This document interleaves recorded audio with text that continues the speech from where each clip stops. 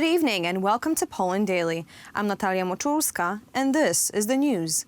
On the occasion of the 104th anniversary of Poland regaining independence, a ceremonial guard briefing was held at Piłsudski Square in Warsaw with the participation of President Andrzej Duda as well as Lithuanian President Gitanas Nausėda, who was visiting Poland.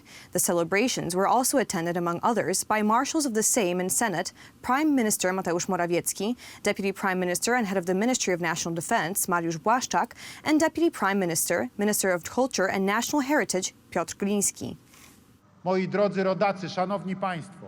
My dear compatriots, dear ladies and gentlemen, in 1918, our great-grandparents and grandparents began to rebuild Poland from absolute ruins. The ruins that remained after the partitions. The ruins that remained after the great cataclysm of World War I, which after all, also to a large extent swept our land. When it was necessary to glue the Polish state anew out of 3 partitions, 3 different countries, 3 different political, legal, and administrative systems. So great was the will to regain independence, sovereignty, to have freedom in their own country after all that suffering, that they managed to do it. If they have managed, we will also be able to survive all crisis situations with our heads held high and with dignity. We are a hard-working and intelligent nation. We are a persistent nation.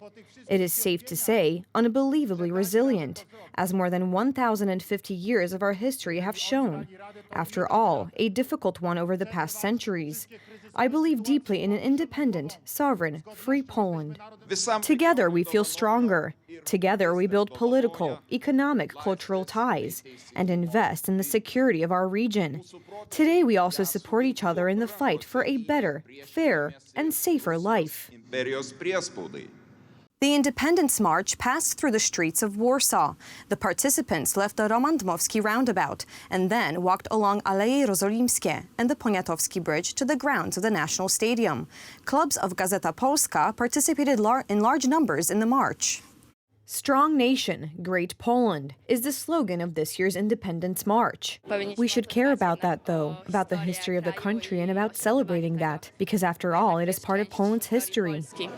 I am a Pole, so I have Polish responsibilities. The reason I came here is because I want to celebrate the holiday of the Poles, as every Pole does, after all. This is our tradition. It's the most important holiday of the year for us, and there's this strength which is felt here. We are all here together. We feel the same thing.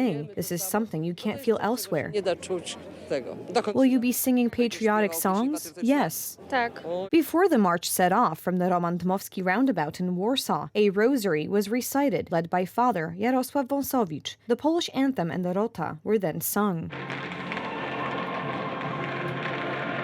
This year, Gazeta Polska clubs took part in the march in large numbers. This is such a holiday that brings generations together. We teach history to the young this way. We teach respect for our homeland and respect for this holiday, this unique event for us.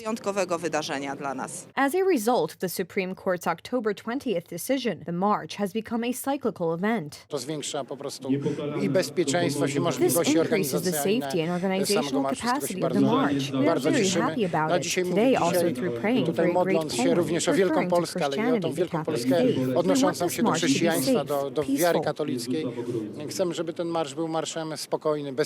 The march was attended by reenactors, young people, mothers, fathers, grandfathers with grandchildren, patriots for whom November 11th is an opportunity to manifest the joy of Poland's regained independence. It is very important to nurture this Polishness also in families, because this will allow us to build a better tomorrow. Various national holidays and in general every day when we go, for example on a trip abroad, to show this Polishness so that we are not ashamed of it. Have Poland in your heart as much as possible. Since 2011, the event has been organized by the March of Independence Association. It is the largest patriotic demonstration in Poland and also one of the largest in Europe. In total, the event has brought together more than 1 million Poles over the past few years. On November 11, 1918, World War I ended and our country regained independence. Although the fate of the reborn Poland depended on the victorious powers, the Poles did not wait for the decisions of the Big Three and took matters into their own hands, fighting for the borders of our country. The Great War, a tragedy and disaster for many nations, but not for the Poles. It was this conflict that gave us an opportunity we did not have during the 123 years of partition. Our enemies fought against each other, and each of them suffered defeat. The efforts of the Poles during this gigantic armed conflict, and we are talking about both military efforts and diplomatic efforts, as well as such a phenomenon that could be called the implementation of state work. Both Germans and Russians wanted to have Poles on their side during the Great War. Both countries promised us to create state structures under their tutelage. In Warsaw, in 1917, the Regency Council was formed to restore the Kingdom of Poland. This is such a foundation of the future independent, free Second Republic. It was later structured differently, not for the restitution of the Polish kingdom in any form, but a democratic state was finally established after 1918. Already in early November 1918, Poles were disarming the Germans stationed in Warsaw. On November 11th, the Regency Council gave Józef Piłsudski supreme authority over the Polish army. Enthusiasm at the disarming of the Germans in Warsaw in 1918, enthusiasm as a result of regaining independence, the need to have that independence. Our country owes its freedom to the efforts of many generations of Poles. 6 fathers of independence emerged at a crucial moment.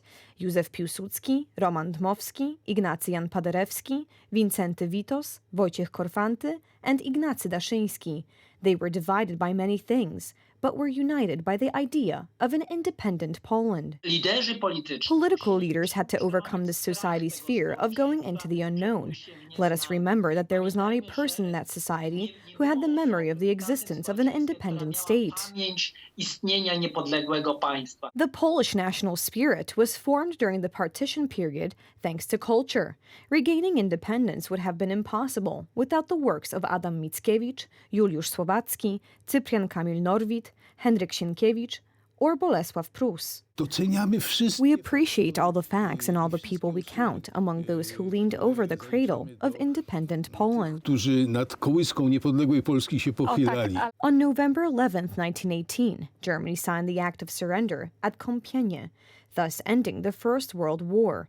In Poland, the day was elevated to an independence holiday in 1937. After World War II, the communists banned the celebration of November 11th, replacing it with a holiday on July 22nd.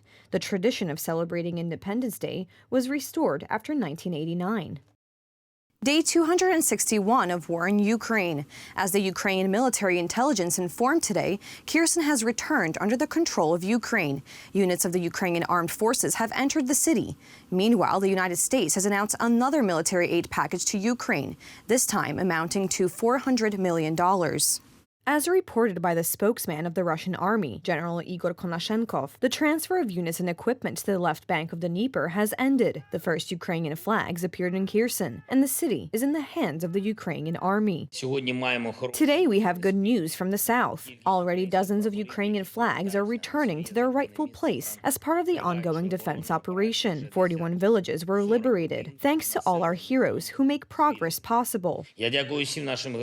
During the retreat, Russian troops destroyed the Antonov Bridge, which was one of the main routes for smuggling weapons and ammunition for the Russian occupation forces in the Kherson Oblast. That's why we call them state of terrorists, and we are trying to persuade all civilized world to recognize them as a state who sponsored terrorism. A few days before leaving the city, the Kremlin organized the evacuation of the pro-Russian inhabitants of Kherson. Some of them were deported to the Crimea. Where are they shooting? Why are they shooting? I do not know, but for some reason they shoot. They need something. Who's shooting? Of course, it's Biden who shoots. Despite the withdrawal of Russian troops, the Kremlin spokesman assures that the situation of Kherson's affiliation has not changed. Kherson is a subject of the Russian Federation. It is legally established and defined. There is no change, and there will be no change in this matter. We do not recommend returning to the liberated territories around Kherson yet. The Russians are continuing their attacks on localities that the Ukrainian armed forces previously managed to liberate. Infrastructure objects are destroyed. On the eve of winter, there is a risk that it will not be possible to quickly restore communication. According to the former Minister of National Defense, the withdrawal of Russian troops from Kherson did not coincide with the period after the midterm elections in the United States. I think that Russia, undoubtedly, consciously matched the decision to shorten the front and withdraw troops the date of elections in the states. Had he done so sooner, President Biden could have announced that it was his success. Next week, U.S. President Joe Biden will meet the president of China. The talks between the two leaders will include the situation in Ukraine. This is the first time that President Biden and President Xi will have this is the first time that they will meet face-to-face since President Biden became president. President Biden will have the opportunity to talk in detail about the Ukraine crisis during his meeting with President Xi. The United States has also announced a 25th aid package to Ukraine. Since August 2021. Capabilities in this package include missiles for Hawk air defense systems, 4 Avenger air defense systems and Stinger missiles, additional ammunition for the HIMARS. Yesterday evening, the new British Prime Minister spoke with Volodymyr Zelensky. Rishi Sunak announced that he would send another 1,000 surface-to-air missiles to Kyiv and over 25,000 winter equipment sets for soldiers. Thank you so much for joining us this evening. Please stay tuned for Poland Daily Weather, Poland Daily Business, and some of our other programs. But for me, have a wonderful weekend.